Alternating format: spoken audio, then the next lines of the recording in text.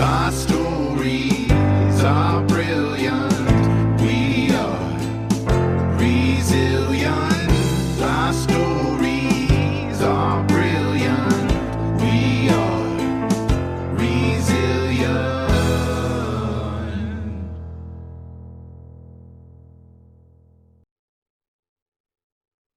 Hello, and welcome to Beyond the Margins. I'm your host, Jen Chambers. Today, we're going to talk about something I'm calling voices, vision, and the power to be heard. I'd like to highlight 3 women from Oregon history. I write a lot about history, as if you're listening, you probably know that. But these are 3 women. I'm actually going to do a talk about these women in a few weeks, and I thought it would be interesting to talk about them today. I have several interviews set up. I had a little bit of a setback. We had some family stuff going on. So I thought this would be a great time to bring out this really interesting historical women piece. I thought you guys would like it. And I want to start today, with a question. When you learned about Oregon history in school, what did you learn and who did you hear about? My guess is that if you learned about it at all, if you're in the United States, you probably heard about maybe pioneers, maybe timber barons, if you're thinking about the Pacific Northwest, maybe. Probably Lewis and Clark, maybe. But let me ask you a little bit of a harder question.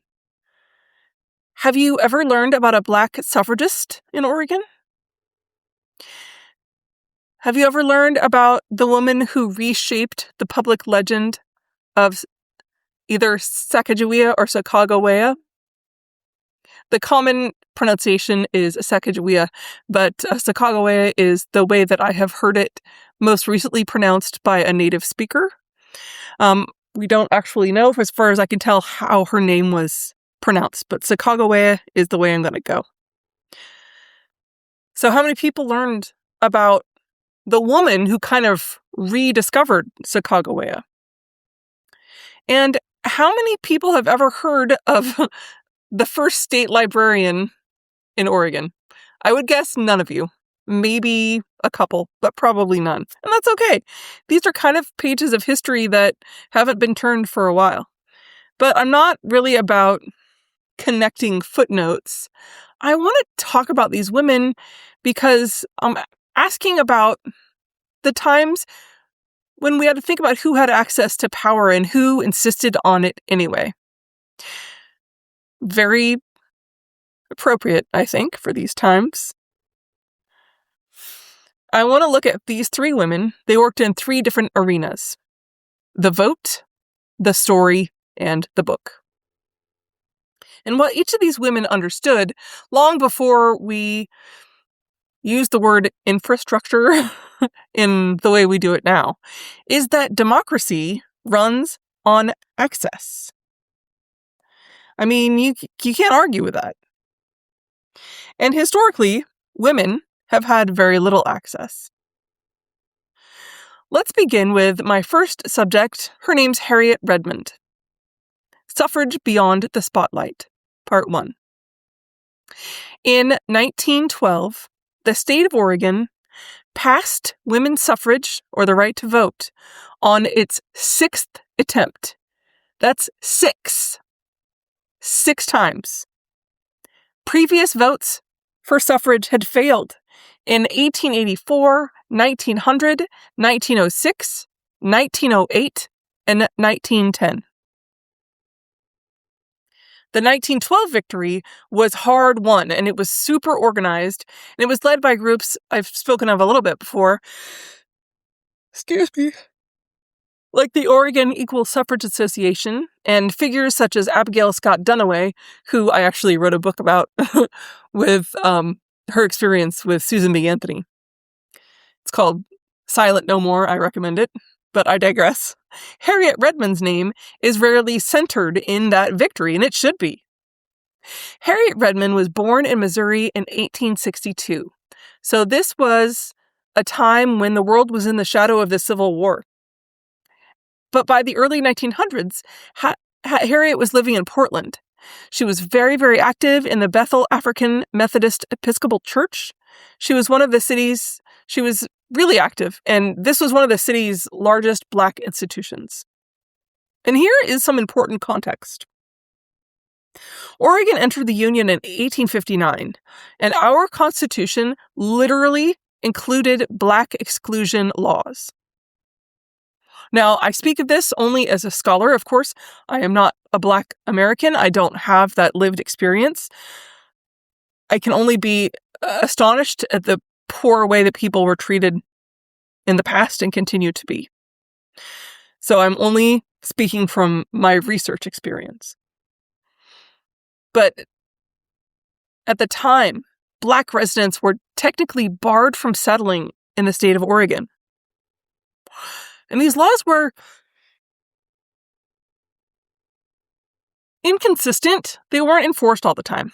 And they were later invalidated, but the fact that they were there tells us a lot about the climate that Harriet was working within, right? Imagine you're a Black woman organizing for your own rights, for voting rights, in a state that tried to exclude your very existence. That's the stage. Harriet Redmond did it anyway. She became active in suffrage work around 1912 and became known as a public speaker. She spoke at suffrage events in Portland, including large rallies that were connected to the state campaign.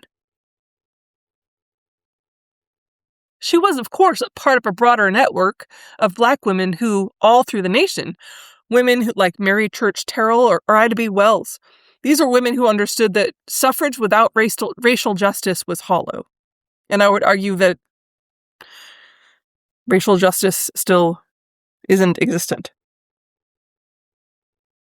But something important to consider is that many white suffragists distanced themselves from racial equality. They were trying to appeal to white voters, thinking that from the things that I've read from a lot of the white suffragists, it was kind of like the betterment of the most.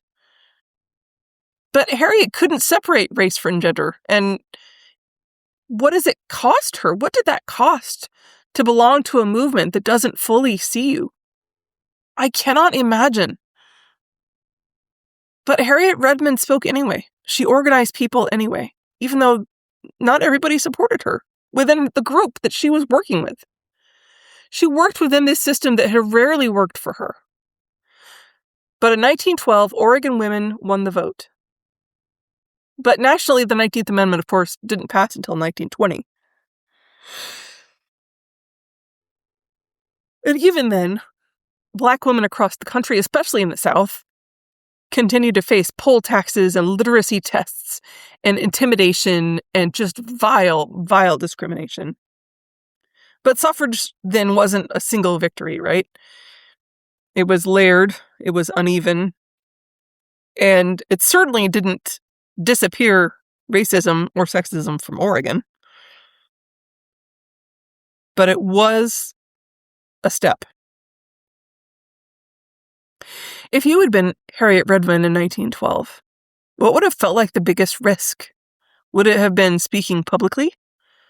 Speaking out? The crazy amount of courage that it must have taken. And also, risking that the system is going to change. Her legacy kind of makes me remember that these movements are layered. It's not single issue, especially when you live at the intersection of multiple things that exclude you. But she's somebody that I want to study a lot more. She was educated. She worked incredibly hard for the things that she was passionate about. And she's somebody that I feel like I need to know. Obviously, I can't learn about every strong woman in history, but sometimes these women catch my eye, and I just can't believe that they aren't more celebrated, which is fun. Then I get to write about them and podcast about them. And that brings me to my second person and the idea of storytelling. because the people who tell the story determine who is remembered as heroic or otherwise. So part 2 is about Eva Emory Dye, Myth, Memory, and Sacagawea. Eva Emory Dye was born in Illinois in 1855. She was educated at Oberlin College. The Oberlin College was one of the first colleges that admitted women as well as Black students. Her education matters, right? It put her in a reform-minded, intellectual circle early on. Interesting, as a child and early adult, Eva Emory Dye was fascinated by and absorbed all of the collected works of Sir Walter Scott, and she was super thrilled with all the themes of those books, like adventure and history and women in peril and men who save the day. So she used that skill, and she wrote stories about the settling of America. She wrote them in kind of romanticized, but fact-based historical fiction that was all about the American West. Her stories were published at first in her school newspapers and then in larger newspapers in the area. And then at college, she studied classical works, and then she immersed herself in historical literature and masterworks. She was really interested in the ones that centered around that romantic, savior-centered type of literature. So when she moved to Oregon in the late 19th century, she became super deeply invested in the history of the region. Her work shifted to writing about the overland journey and the narrative of conquest of the Western United States and Western expansion via manifest destiny, with big, fully realized female characters, mostly from the white American standpoint. And of course, manifest destiny is that awful belief in 19th century United States that American settlers were destined to expand westward across North America, and that this belief was obvious and certain. Or to put it another way, manifest destiny was and continues to be linked to white nationalism and liberal capitalist imperialism.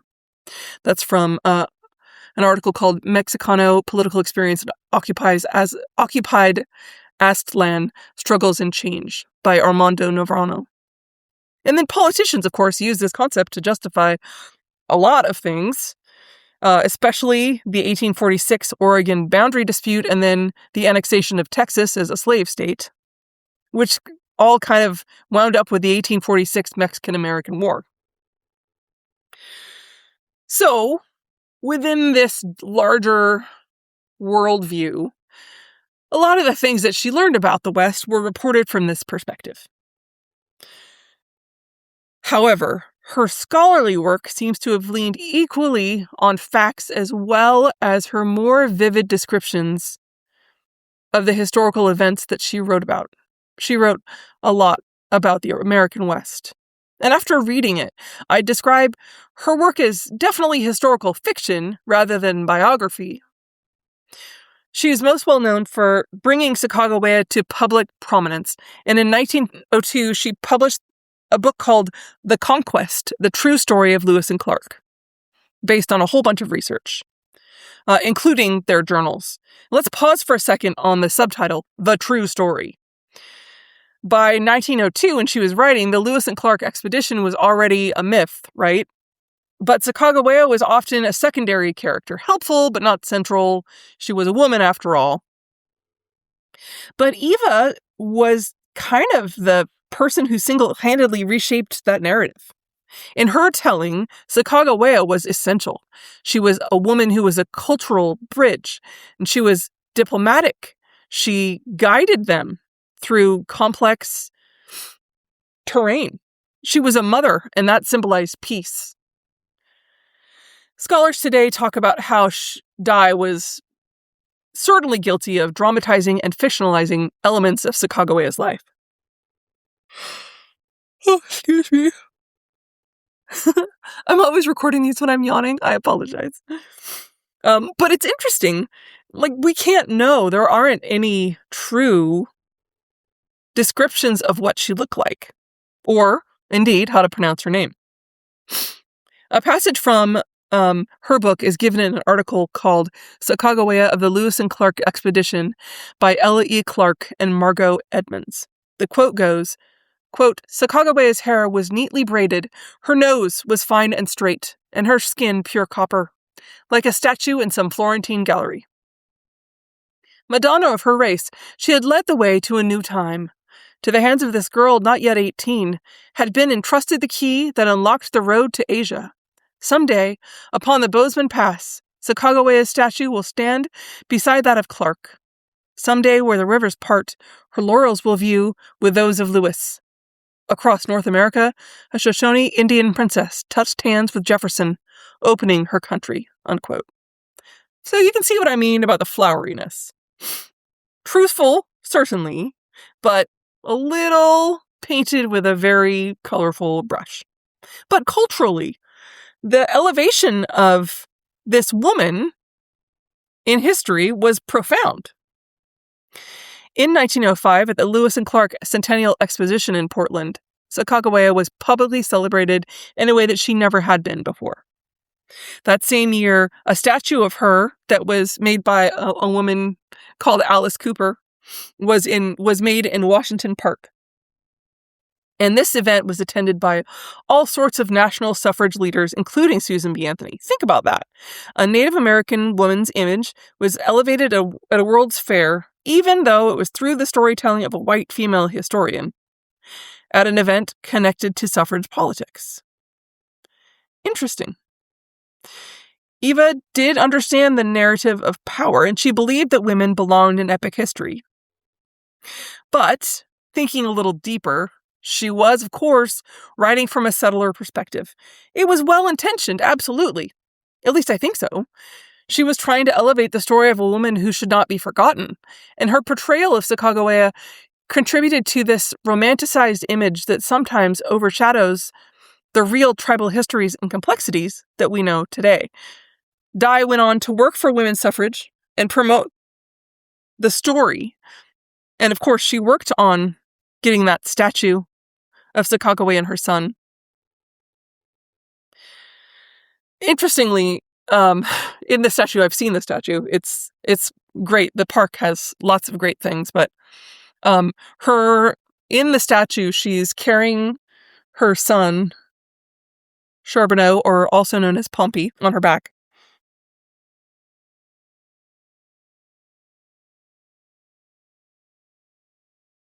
And her fingers is outstretched, pointing westward. So, I mean, the statue is romantic too. But when does elevating someone into myth help? And when does it flatten them? I mean, Eva Emory Dye shaped public memory. She didn't just record history, she constructed it. Whether or not it was necessarily all truthful. She did what she could with what she had at the time. And the construction of it matters, of course. I'd like to recommend Bitterroot Salish author Deborah Magpie Erling's work. If you'd like to read a different take on Sacagawea's life that's historical fiction, true, but it's research from a Native American perspective. It's really interesting. And we have a lot more resources to draw on now. But whoever builds a story determines who future generations believe mattered. And that brings us to the third woman who built something even more foundational: access to the written word itself. Part 3, Cornelia Marvin Pierce, Libraries as Democracy. I actually wrote a chapter about Cornelia in one of my books. She was appointed Oregon's first state librarian in 1905. And here's what Oregon looked like then. Large rural populations. We didn't get access to electricity in a lot of parts of Oregon until the 1910s. And that was only in larger cities. Of course, places had differing levels of connectivity, but there were a lot of poor areas in Oregon, and there still are. Lots of logging camps, agricultural communities, limited educational infrastructure. And books were not easily accessible unless you lived in a city. Cornelia Marvin Pierce changed that. She had trained at a school in New York, a library school called the Pratt Institute. The Pratt Institute Library School, sorry. This was one of the leading professional library programs in the country. She moved to Oregon in 1905, as I said, to be the secretary of the newly formed Oregon Library Commission. She believed that librarianship was not clerical work, it was civic architecture. Some things that happened under her leadership. Traveling libraries were sent to rural communities via rail and on horseback. Collections were then loaned to places like logging camps and towns. Children's library services expanded, and professional standards were implemented all over the state. During World War I, Oregon was one of the states that participated in the American Library Association's National War Library Campaign, which sent books to soldiers. So I want to pause for a second. Imagine living in a remote Oregon logging camp in 1910. I mean, it's wet all the time. It's dark. You're in the forest. It's cold. There's no internet. There's no bookstores. There's barely a schoolhouse every, 20 miles. And then a box of books arrives by train. This box represents possibility and the world coming to you. Cornelia believed that access to books wasn't charity, it was citizenship. And it was incredibly, incredibly important to her. I'm so glad. There are so many books that change people's lives. And it's so interesting, the idea that knowledge belongs to everyone.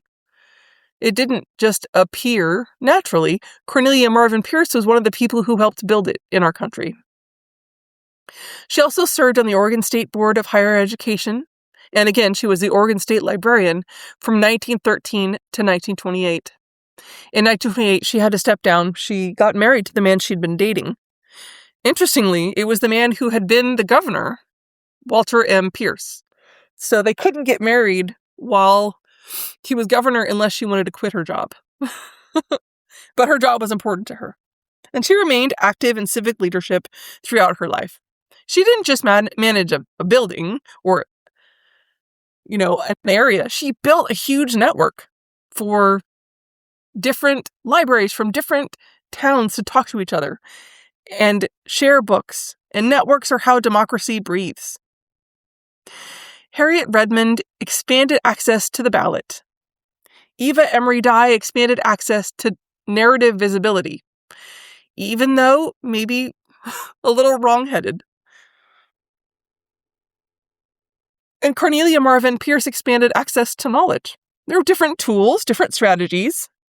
Not all of it's correct, but the same principle. Access determines power. And here's the thread that I was thinking about when I was writing this. None of these women were universally celebrated in their time. They certainly weren't flawless.